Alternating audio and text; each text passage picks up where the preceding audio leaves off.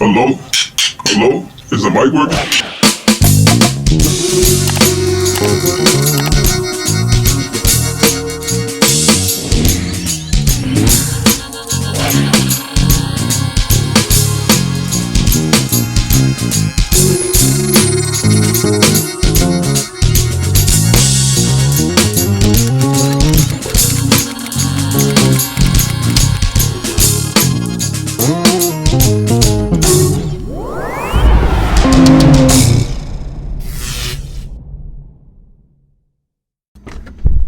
Hey, what's going on? It's been a while, hasn't it? Yeah, I know. Initially, I said every Wednesday I would have a new video for you, but I haven't been consistent with that. I apologize for letting you down, fam. It's a new year. Happy New Year. This year, my prayer for myself is to recognize my self-worth and to use my gifts and creativity for myself as well as others. 2024, I will be consistent with posting content for my YouTube fam. That's you, I will post for you. I know you want to watch and support. This year, I will continue to build on genuine and meaningful relationships and make more of an effort to nurture them.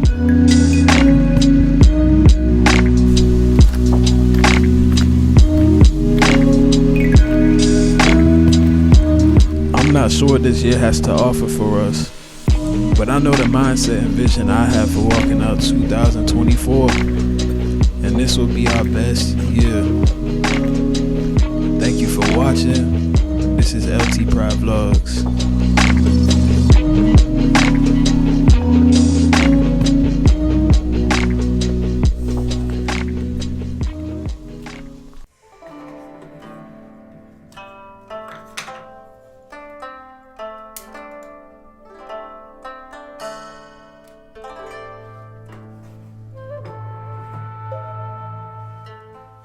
Well, we have a surprise today. I have the honor of interviewing someone near and dear to me. I've known this guest for years. Some of you may know him, some of them may not, but he is one of the most dope individuals I've spoken with. Let's welcome LTProd. What's going on, y'all? I appreciate you inviting me on this show.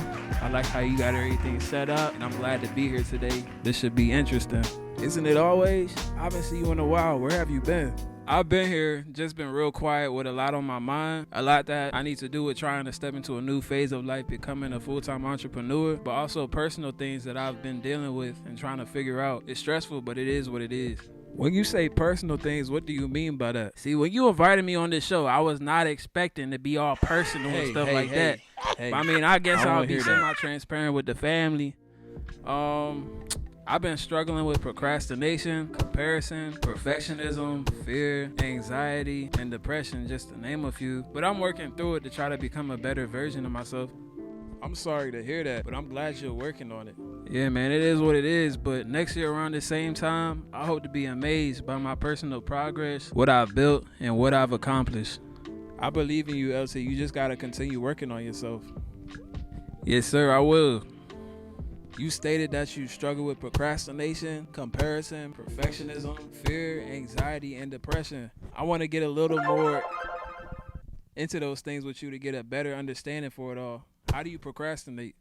I tend to procrastinate when I have a lot on my plate, meaning I'll have a lot of ideas and things I want to see come into fruition, but I have no clue where to start with it all, so I just don't start. And procrastination is just leaving me in a state of complacency and feeling stuck, even though I know I'm better than that. How do you feel you can change procrastination to be a better you? Well, for me, I know I constantly overthink and show signs of ADHD. With that being said, I'm all over the place most times, and I'll start doing one thing, then get inspiration to do something else and abandon what I was doing in the first place. And it's a continuous cycle. It could be video editing, recording a video, recording music, practicing, getting my house in order, or anything really. I need to exercise discipline in finishing what I start, but also plan my day so I don't overcomplicate everything and make my day or idea unrealistic. I can set small goals and checklists for my week and prioritize my most important things first so I don't have to worry about not getting those things out the way. The only way to not procrastinate is to get things done, honestly. Yes, sir. That's the only way. That's some real good advice for yourself and also others who find themselves with this habit of procrastination. Now to go into this next topic, you mentioned, what does comparison look like for you? Comparison has been a habit of mine for years. It's not good, but I've had it since I was a teenager. Honestly, I started playing bass at the age of 10. I got my first MacBook when I was 16, and I started producing and making beats. I started making instrumental music as well at that age. As a musician, I watched my peers and also other great musicians on YouTube and other social medias, and didn't think I was qualified or good enough to put myself out there. I wanted to be great like them and play for artists on big stages just like them. I discouraged and counted myself out, believing I would never see the day I could do those same things. How do you compare now? Well, now I will scroll endlessly on Instagram seeing dope musicians smacking, and it has discouraged me from posting anything. The video editing on their videos will be all nice and stuff. I haven't been editing or posting anything consistently since 2017 to 2020 like I used to. What happened in 2020? Well, COVID came about in 2020 and it changed everything. I feel like I fell off and changed after COVID hit. Everything was different. Most places shut down. The world was quiet. Walmart wasn't 24 hours anymore.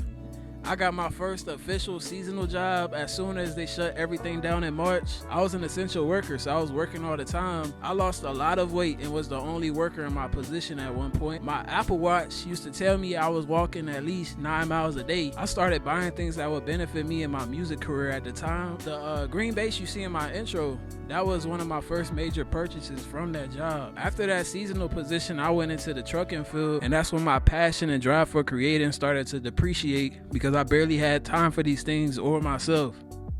Yeah, COVID was definitely crazy. It changed life for everyone. There was a lot of hurt, tragedies, and long-term effects that came from that time. I couldn't even begin to tell you what I've witnessed with COVID. My mom suffers long-term effects from having COVID. My whole family had it at one point, except for two of us. I've had it twice, but that first time in 2021 was crazy. Like when we had to quarantine for 2 weeks. Yeah. Back then there wasn't multiple strands, so we just had to quarantine for 14 days, and it was horrible. My mom was in the hospital and had to visit a couple times. It was real hard on her, and to see the pain she went through and still goes through this day because of COVID is heartbreaking. Well, I could only imagine what you and your family felt through that time. I want to point out the fact that it was smarter to start building yourself up musically as well as upgrading your equipment. Did you spend your money on other things as well? Well, I've always gravitated to musical equipment as well as other entertaining items because it's my passion. Most teenagers worry about shoes or clothes. That was never me. Clothes and shoes didn't really catch my attention for real. Sometimes I would buy a nice pair of shoes, but not really. I was a loner in school too. I didn't have many friends in school. Look, if you're watching this right now and you feel alone, feel like you don't have friends, or your so-called friends start to act different and start getting into things you aren't into, just know that you're called to a higher purpose and you're set apart from your peers. You are cut from a different cloth. You are special, and don't let anyone tell you different. Be you. They will talk about you, but you gotta learn to ignore the hate and keep pushing. Exactly. You gotta learn how to ignore the hate and operate in your purpose. It's the only way to get to where you want to be. We got off topic though a little bit. It's my fault. Let's bring it back and go to the next topic of discussion. How do you consider yourself a perfectionist, and why is that a bad thing for you? I'm a perfectionist in everything I try to put out publicly as it relates to music, video, content, online stores, my website. I feel like it has to meet industry standards or my own standards I set for myself based upon watching other successful people and how they operate what they do. I get overwhelmed to the point where I just quit what I'm doing and come back eventually when I'm not as stressed about it. But that's when that thing called discipline comes into play. I need to be more disciplined and conditioned to sit down and get the important things done. There's nothing wrong with being a perfectionist. Procrastination and comparison affects me as a perfectionist, and that's what makes it bad. Fear actually ties into this as well, and I don't know what people will think about me as a person. I don't even talk to many people regularly as I'm an introvert. So in my head, I think, why would people want to watch my videos? I believe your view on fear is in the wrong place. You're an introvert and don't speak much, but I think that makes you more interesting, honestly. There's something to learn from you. I've known you personally for years, and you don't speak much, but when you do, it's wise counsel and good conversation on both sides. You're quiet but real clear when you speak, and don't say things you aren't educated on. That is a better perception of my fear. Thank you, I appreciate you for that. Yes, sir. No problem. Now we have the next topic of anxiety. Why are you so anxious? I struggled with anxiety for a while. It all started when I was young. There are still things that trigger my anxiety to this day. I don't like being the center of attention for anything. People used to pick on me when I was younger, and I don't believe I fully got over it. Now in public, I feel like when people stare, they looking at me for the wrong reasons and talking about me. I wasn't really social in school, and being around large groups gave me anxiety. I'm real socially awkward now because of it. I don't like parties, going out, or to clubs. I didn't even attend my high school dances. When I say I had no friends and I was a loner, I mean that. However, it did get better when I started to get out and work in 2020. I gained work experience as well as social skills, but I still don't like large crowds or people staring at me, negative vibes from people, or going out. You know kids can be mean to other kids. They point out your insecurities and take the light off of theirs. You can't let your past affect your present. You can't control people's thoughts of you either. You just have to show them who you are. I know you don't speak much, but maybe being consistent with YouTube and sharing your story with your family is a great opportunity to help people understand you more. You always think about things you can't control. You have to look at things from a different light. You can't control people looking at you. It's going to happen. These women going to keep looking at you. You that dude and they admiring. People will gravitate and want to learn from you. You can't continue to be that bashful individual you once were. You are carrying the light. You are great, and you have to put yourself out there. Yeah. You right, LT. I have to get out to do more activities and socialize, and I will do better this year. This year I'm going to work on all these things so I'm not in a complacent state. Getting comfortable with being uncomfortable is what I should do, even though it's hard since I've been this way for a while. And I'm not making an excuse for that, but I will find a way to work on it to be a better me. I can't wait to see what you do this year. I hope you do great things, and I know you will. How do you deal with depression? I'm not going to speak on that too much.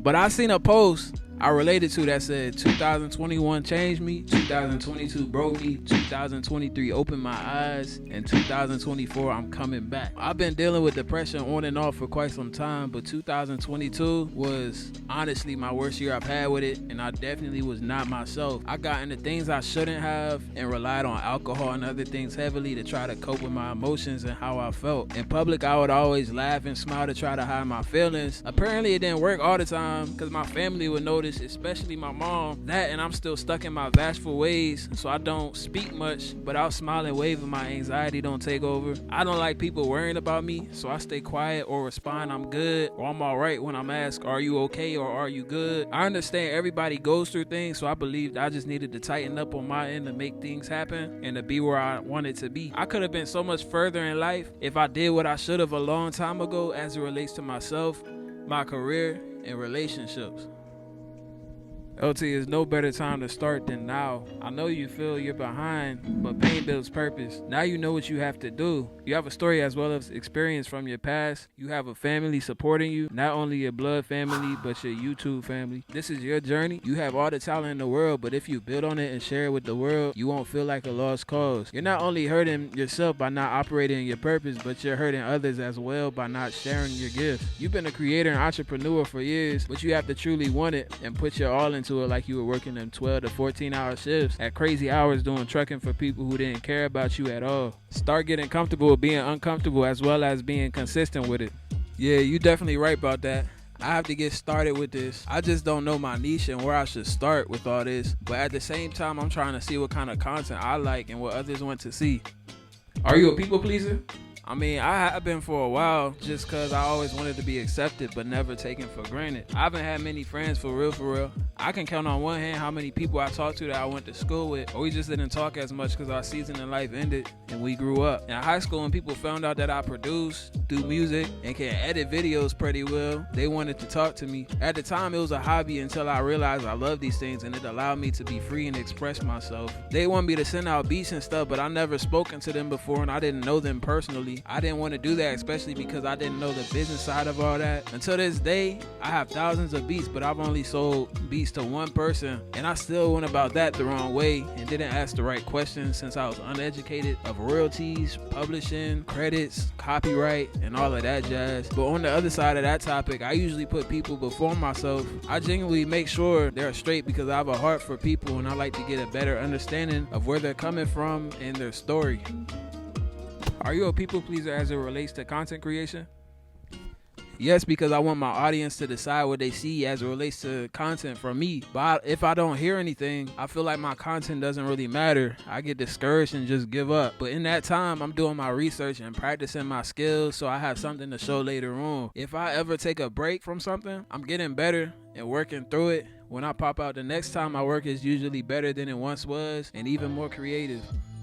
You have to be okay with just posting the post at first, so you give your audience a variety of what you have to offer so they can decide later on what they want to see more of. Yeah, that's true. Well, LT, I know you. I've been knowing you for a long time, but I'm sure your YouTube fan wants to know you as well. I'm going to ask a few questions, and you just answer. All right, I can do that. What makes you feel unstoppable? I feel unstoppable after I put that line on my forehead. I've always felt more confident I've always felt more confident with a haircut and a nice fit. About 90% of the time, I'm going out with no effort into what I wear, but it's by choice. Yeah, you do be looking a mess sometimes. You know, horrific, if you will. And I'm glad you know this. Good job. Now, do you believe in astrology? I believe in astrology to a certain extent, but I don't base my life around it. I know my family signs. If I'm interested in someone and we're talking, I'll look at the horoscope to see if the traits of the sign match up to the person I'm talking to after getting to know them, but that's about it. Yeah, what's the quickest way someone can lose your trust? The quickest way someone can lose my trust is by betraying it, being dishonest, or not respecting my boundaries. Lying straight to my face when I know it's a lie. I don't respect dishonesty or not respecting the clear boundary that was given and talked about previously. Is it easy for you to accept help from people? Absolutely not. No, sir. It's hard because I feel like a burden and I feel like it wasn't earned. Usually I figure something out if I want it done. It could be a skill, a project, something materialistic, or whatever else, but I'm not comfortable receiving any help. Have you ever been in love? Yes, I have once upon a time. Do you think dreams have a deeper meaning? Of course. I believe it's God trying to show me something. Most of my dreams have showed in real life. What's your dream job? My dream job is a full-time content creator and a full-time musician. Would you rather have the ability to fly or teleport? That's a crazy question. Yeah, it is. I think I'd rather be able to teleport. You could be somewhere quicker than flying. You won't be invincible flying. With teleporting, I can fly too. I just gotta teleport to the nearest skyscraper, get a run jump start, and then when I get close to the ground, teleport on the ground somewhere safe, standing up. Wait, hold up. Technically, that's skydiving. That is skydiving. But I still think that's better than flying, teleporting. Hold up. Yeah, I still think teleporting better than flying. What do you think the worst smell is? Story time. My parents went to Banchan and got some chicken when I was young. In the same bag, it was like a little container of white stuff. It looked like white cubes. It smelled so bad. I don't know what it's called. I'm gonna put a picture somewhere. I used to use them as stink bombs. My parents and my sisters, we were in the minivan, and I would open the junk. They would try to figure out what the smell is. They're like, what is that smell? They'll try to air the car out, roll down all the windows, and I'm just sitting back there laughing with I'm sitting back there laughing because I know what it is. They don't. And eventually I tell them, every time we went there, I would take that and then just like put it in their rooms. I was doing weird stuff like that. I thought it was funny. But honestly, I don't know what the worst smell I smelled was because I was a truck driver. I've been to all these different dumps and stuff like that. I've been to a lot of different places, and I've been to a lot of stink places as well. What's the most annoying musical instrument? The most annoying musical instrument is probably them recorders they had us playing elementary school, playing Hot Cross Buns. I got sick of playing that. Them things was annoying. Who's the biggest drama queen in your family?